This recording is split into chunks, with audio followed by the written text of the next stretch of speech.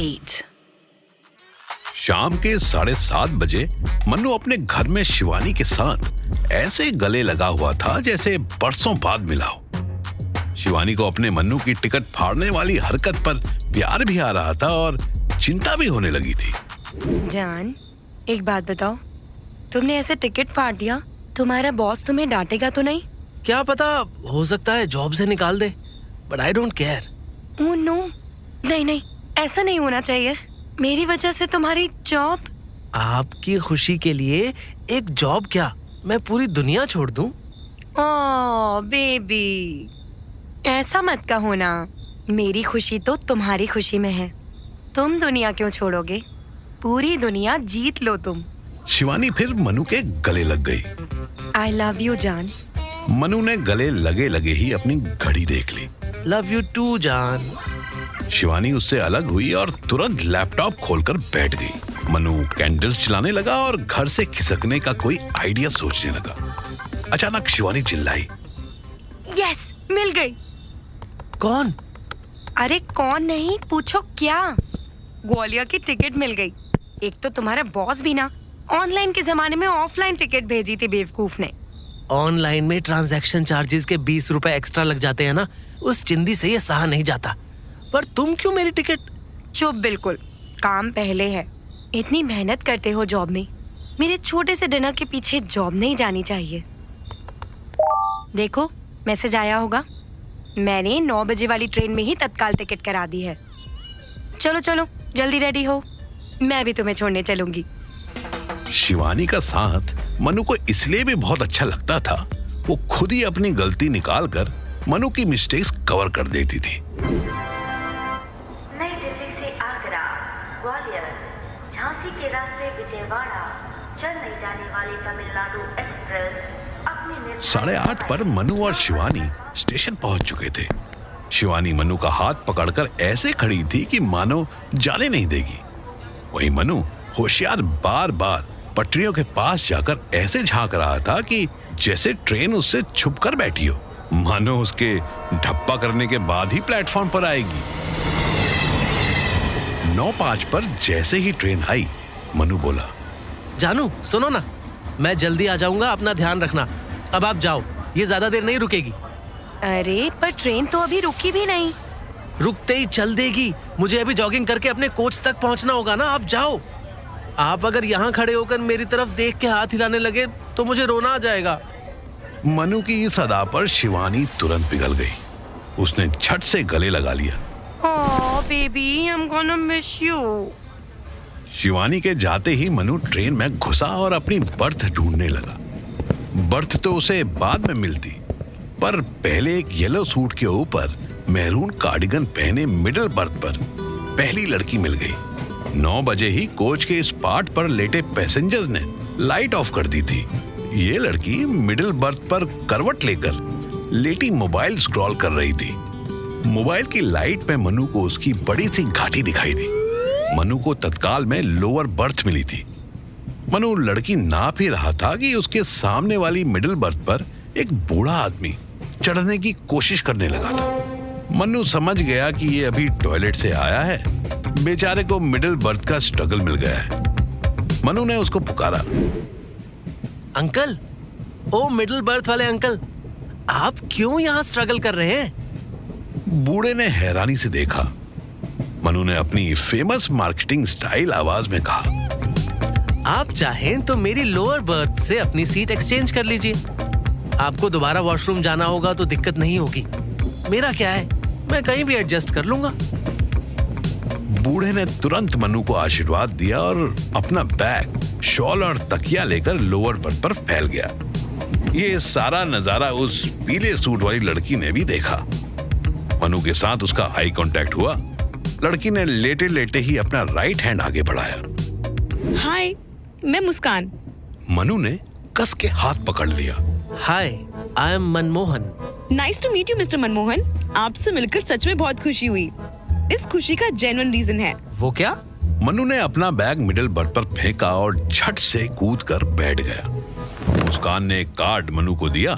उसमें किसी एनजीओ का नाम लिखा था। मैं कुछ समझा नहीं। मैं इस एनजीओ के लिए काम करती हूँ। हमारा एनजीओ सीनियर सिटीजन्स को एडुकेट करता है, उन्हें सही गाइडेंस देता है, गवर्नमेंट स्कीम्स में उन्हें प्रॉपर बेनिफिट मिल सके इसका ध्यान रखता है। आप देखिए ना, रेलवे में सीनियर सिटीजन्स के लिए लोअर बर्थ बुक करने का ऑप्शन होता है, पर अंकल को पता ही नहीं था।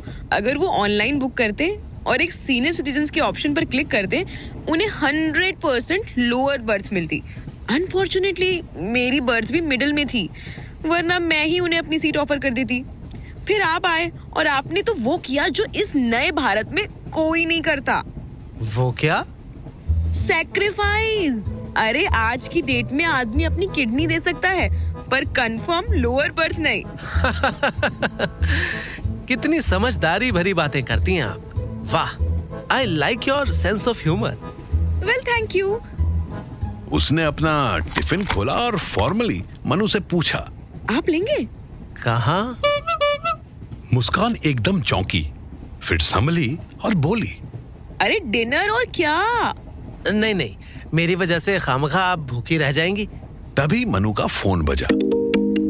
मनु ने बिना देखे ही कि किसकी कॉल है, मोबाइल को साइलेंट पर डाल दिया। अरे डोंट वरी, मेरे पास एनफ है, अगर आप लेना चाहते हैं तो ले सकते हैं।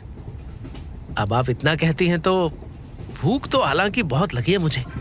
और इस तरह पेट की भूख का दिखावा कर मनु की असल भूख मिटाने के रास्ते भी खुलते जा रहे थे। बातों बातों में मनु ने भोली मुस्कान की A to Z सारी डिटेल्स जान ली। आपने मुझसे इतना कुछ पूछ लिया है, लेकिन ये तो बताइए कि आप कहाँ जा रहे हैं?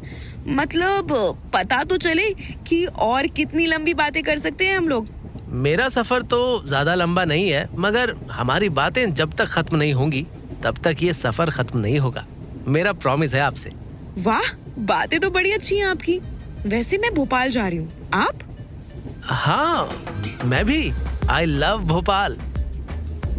रात के 12 बज चुके थे और मनु मुस्कान के साथ सिर्फ बातें किए जा रहा था। ग्वालियर अब बस 1 या 1.5 घंटे की दूरी पर था।